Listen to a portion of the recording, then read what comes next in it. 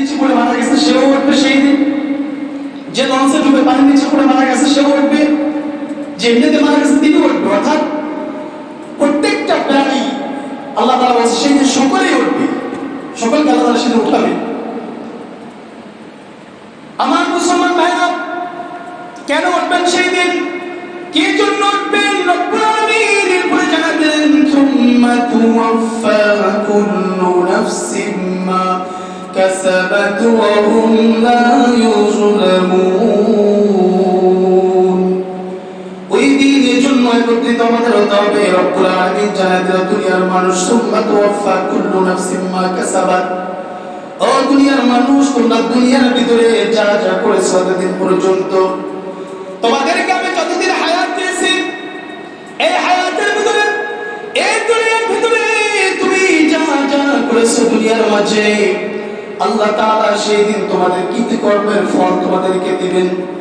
এই দুনিয়ায় যা যা করেছি আমরা, তুম্মা তুওয়াফা কুল্লু নাফসিন মা কাসাবাত ওয়া হুম লা ইউযলামুন। আল্লাহ রব্বুল আলামিন এই দুনিয়ার ভিতরে আমরা যা যা করেছি আল্লাহ রব্বুল আলামিন সেই দিন আমাদের কৃতকর্মের ফল দিবেন।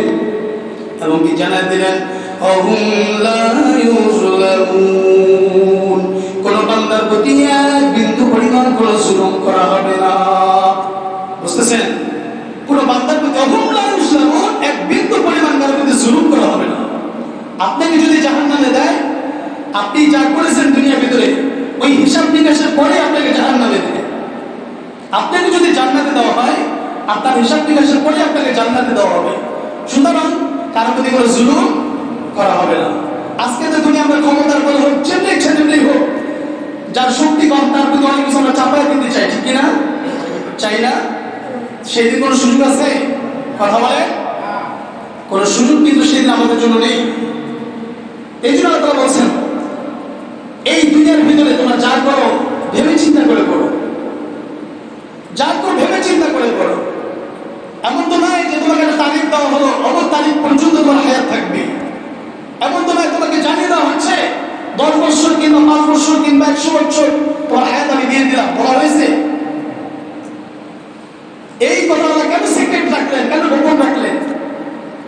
যদি আপনাকে জানিয়ে দেওয়া হতো যে আপনার 5 বছর বয়স পাবেন কিংবা আপনি 100 বছর বয়স পাবেন, 99 বছর পর্যন্ত আকাম সাকাম করতেন, আপনি গুনাহ করতেন, বাকি 1 বছর চিন্তা করতেন তওবা দুরুস্ত করে ভালো হয়ে যাবেন, ঠিক কিনা জোরে বলেন? আপনি চিন্তা করেন আপনি 1 বছর মারাই যাব, এই বাকি 99 বছর আকাম সাকাম করে নেই, 1 বছর আমি কোন রকম আল্লাহ তাআলা যত কাজ আছে সব ছেড়ে দিয়ে এরপরে ভালো হয়ে যাব, এই চিন্তা আমার মাথায় থাকতো। আল্লাহ কিন্তু অংশটা রাখেনি। কেন রাখেনি বান্দা? এই জন্য রাখেনি যতদিন হায়াত পাও, 1 সেকেন্ডও পেতে পারো, 1 বছরও পেতে পারো, এমনকি 100 বছরও পেতে পারো তুমি। সুতরাং যতদিনই পাও, যতটুকু সময় বেঁচে থাকো, ততটুকু সময় তুমি ভালো কাজ করে তারপরে যাও। সর্ব অবস্থায় ভালো কাজ করো, যাতে করে যখন আমার ডাক চলে আসে ভালো অবস্থায় তুমি দুনিয়া থেকে বিদায় হতে পারো। আল্লাহ কি আপনার আমার থেকে কম বোঝে? কথা বলেন, কম বোঝে না। তো এই জন্য এই দুনিয়াতে যে আমরা গুনাহ করি, তাহলে গুনাহকে আমরা যারা মশগুল আছি, অবস্থায় আছি, সব ধরনের গুনাহ যারা আমরা করি, আপনি একবার চিন্তা করেন, আপনি যদি এই মুহূর্তে মারা যান, যে যে গুনাহের ভিতরে লিপ্ত আছি, আপনি চিন্তা করেন আপনি যদি এই মুহূর্তে মারা যান কি অবস্থা হবে আপনার? যে জিনা করে, যে চুরি করে, যে গান শুনে, যে অন্যায় করে, যে অপরাধ করে, যে কোনো ধরনের, সে যদি এখন চিন্তা করেন আমি যদি এই মুহূর্তে মারা যাই, আল্লাহর নাফরমানি অবস্থা আমি দুনিয়া থেকে বিদায় করলাম, আপনার জাহান্নাম ছাড়া বিকল্প পথ আছে? আল্লাহ চাইলে মাফ করতে পারে, সেটা আল্লাহ তাআলার বিষয়। কিন্তু যেটা জানায় দেওয়া হয়েছে এই অপরাধ করে মারা গেলে তুমি তো বিনা হিসেবে জাহান্নামে নিয়ে যাবে। আল্লাহ তো মহান, সে চাইলে মাফ করতে পারে, ঠিক কিনা? কিন্তু কোন অপরাধের কোন শাস্তি এটা সে জানিয়ে দিয়েছে না? কথা বলে জানিয়ে দিয়েছে। আমার মুসলমান ভাইরা, এই জন্য আল্লাহ রাব্বুল আলামিন তিনি জানালেন এই দুনিয়ার ভিতরে এক শ্রেণীর মানুষ তোমরা দেখবা যারা গুনাহ করবে, গুনাহ করবে, গুনাহ করতেই থাকবে, পরিশ্রম করে গুনাহ করবে। গুনাহ করতে কষ্ট লাগে না? কথা বলেন, গুনাহ করতে কষ্ট লাগে না? যারা গান শুনে, আচ্ছা অ্যারেঞ্জমেন্ট করতে কষ্ট লাগে না? আপনি তাস খেলেন, জুয়া খেললেন, এটা খেলতে সময় লাগে না? কষ্ট লাগে না? টাকা পয়সা খরচ হয় না? মানে যে ধরনের গুনাহ করুক সময় তো লাগে নাকি? কষ্ট তো লাগে। আল্লাহ সেই বিষয়টা সূরাতুল আ'লা, কোনটা কথা বলেন। সূরাতুল আনার 3 নম্বর আয়াতে বেঁধে জানা দিয়েছে আমিনাতুন নাসিবা, তোমাদের ভিতরে দেখবে এক শ্রেণী মানুষ তারা কষ্ট করে গুনাহ করবে, তারা শ্রম দিবে, পরিশ্রম করবে, নাসিবা, তাদের ইন্তেকালের পরে কোনো কাজেই তাদের এই কাজগুলো আসবে না, কোনো ফল আল্লাহ তাআলার কাছ থেকে তারা পাবে না। কথাটা আমি বলেছি না আল্লাহ বলেছেন? আমার মুসলমান ভাইরা, আল্লাহ রাব্বুল আলামিন জানিয়ে দিলেন আমিনাতুন নাসিবা, এই দুনিয়ার ভিতরে এক শ্রেণী মানুষ দেখবা তারা গুনাহ করবে, কষ্ট করে অন্যায় করবে, তারা শ্রম দিবে, অন্যায় পথে সময় দিবে, তারা নাসিবা, তাদের ইন্তেকালের পরে তাদেরকে এমন আযাব দেওয়া হবে, এই আযাবের পরে আযাব ভক্ষণ করে তারা বড় ক্লান্ত শ্রান্ত হয়ে যাবে, আযাবের পর আযাব করে তারা বড় ক্লান্ত শ্রান্ত হয়ে যাবে। অথচ দুনিয়াতে তারা কষ্ট করলো, সময় দিল, সময় ব্যয় করলো, নষ্ট করলো, এর কোনো ফল রব্বুল আলামিনের কাছে তারা পাবে না। বুঝতেছেন? তারা পাবে না। এরপর আল্লাহ রাব্বুল আলামিন জানালেন তাসলা নারুল হামিয়া, ও দুনিয়ার মানুষ, তাসলা নারুল হামিয়া, তোমাদেরকে রব্বুল আলামিন জানালেন দিলেন সেই দিন জাহান্নামের ভিতরে তারা প্রজ্বলিত হবে, জাহান্নামের ভিতরে তারা ঢুকবে। কিসের ভিতরে? তাসলা নারুল হামিয়া, এই যে নারুল হামিয়া অর্থাৎ জাহান্নামের ভিতরে তারা প্রবেশ করবে।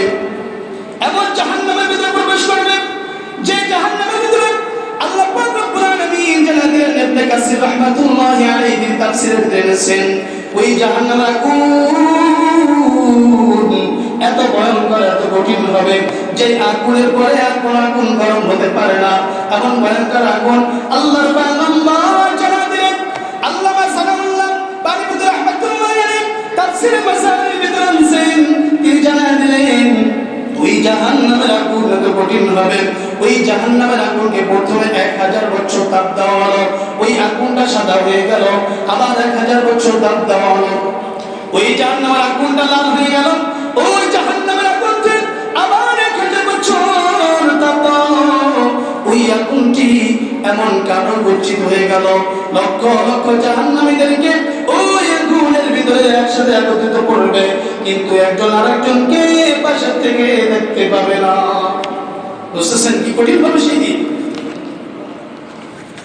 এরপরে মুসলমান ভাইরা আমার, পরের আয়াত আল্লাহ জানিয়ে দিলেন তুসকা মিন আইনিন আনিয়া, এই যে তুসকা মিন আইনিন আনিয়া জানা দেওয়া হলো দুনিয়ার মানুষ তারা যখন আগুনের এই গরম তাপ যখন তাদের ভিতরে দেওয়া হবে তারা পানি চাইবে, কি চাইবে? জোরে বলেন। তুসকা মিন আইনিন আনিয়া, যখন তারা পানি চাইবে আল্লাহ পাক রব্বুল আলামিন জানিয়ে দিলেন তাদেরকে লোহার কাঁটা যুক্ত পানি তাদেরকে দেওয়া হবে, এমন টকটকে গরম পানি, যে পানির ব্যাপারে আল্লামা সানাউল্লাহ বারিকুতুর রাহমাতুল্লাহি আলাইহি তাফসীরে মাজারের বলছেন ওই পানিটা এমন পানি হবে, ওই জাহান্নামের পানির যদি এক ফোঁটা পানি জমিনে ছেড়ে দেওয়া হয়, অর্থাৎ দুনিয়ার ভিতরে যদি ছেড়ে দেওয়া হয়, গোটা দুনিয়ার ভিতরে যত পাহাড় আছে সমস্ত পাহাড়গুলো মোমের মতো গলে যাবে এক মুহূর্তের ভিতরে, গোটা পাহাড়গুলো মোমের মতো গলে যাবে এক মুহূর্তের ভিতরে। চিন্তা করা যায় কেমন পানি হবে, টকটকে গরম পানি। ওই পানিগুলো যখন তাদেরকে দেওয়া হবে তারা পানিটা খাবে তো দূরের কথা, যখন তারা মুখের সামনে আনবে সঙ্গে সঙ্গে তাদের এই চেহারাটা পুড়ে যাবে, এবং এই পানিটা যখন মুখের কাছে নিয়ে আসবে এমন অবস্থায় তাদের পেটের ভিতরে পুরি নারী পুরি যা আছে সবকিছু সেলসে গলে পুড়ে পুড়ে বের হয়ে যাবে, এত গরম থাকবে। ও মুসলমান ভাইরা আমার, আল্লাহ পাক রব্বুল আলামিন এরপরে জানায় দিলেন লাইসা লাহুম তুআমুন ইল্লা মিন দরিব, এই যে লাইসা লাহুম তুআমুন ইল্লা মিন দরিব, ওই জাহান্নামের ভিতরে তারা ক্ষুধার্ত অবস্থায় থাকবে। আল্লাহ পাক রব্বুল আলামিন তাদেরকে ওই ক্ষুধার্ত অবস্থায় যখন তারা খাবার চাইবে তাদেরকে খাবার দেওয়া হবে, কি খাবার দেওয়া হবে? এই যে দরিয়া, এই দরিয়া নামে একটা ফল আছে, রব্বুল আলামিন এই বিষয়টা কোরআনুল কারীমে সূরাতুল ওয়াকিয়ার ভিতরে জানান দিলেন লাআকিলুনা মিন শাজারিন মিন যাক্কুম, এই যে যাক্কুম ফারাজি নামে ফলটা তাদেরকে যখন খাইয়ে দেওয়া হবে, জাহান্নামীরা ওই ফলটা ক্ষুধার্ত অবস্থায় তারা যখন খেয়ে ফেলবে, তাদের গলার ভিতরে ফলটা আটকে যাবে। এমন অবস্থায় ওই ফলটা তাদের গলা দিয়ে বের হবে না এবং কি ভিতরে যাবে না। এমন অবস্থায় তারা আবার কষ্ট পাবে।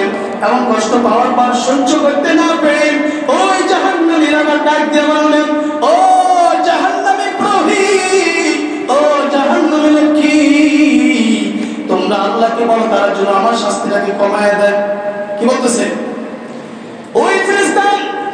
জাহান্নামী যে লক্ষ্মী ফেরেশতা, ওই ফেরেশতাকে ডাক দিয়ে বলবে, একটু বলো আল্লাহকে যাতে করে আমার আযাবটা একটু কমিয়ে দেয়। সঙ্গে সঙ্গে ওই ফেরেশতা ডাক দিয়ে বলবে, আলাম তাকু তা'তিকুম রুসুলুকুম বিল বাইয়িনাত, কেন তোমাদের শাস্তি কমায় দিতে বলবো? আলাম তাকু তা'তিকুম রুসুলুকুম বিল বাইয়িনাত, তোমাদের মাঝে এই দুনিয়া